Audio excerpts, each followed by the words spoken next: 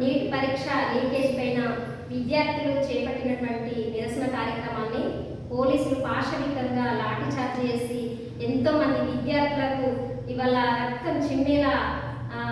చేతులు కాలు విరగొట్టి రక్తపాతంగా ఇవాళ టియర్ గ్యాస్ వదులుతూ అనేక ఇబ్బందులకు గురి చేస్తున్నారు. నేరులో చెందినటువంటి విద్యార్థుల రక్తం కాదు, ఇది సమాజ గుండెల్లో ప్రవహించే రక్తంగా ప్రతి ఒక్కరు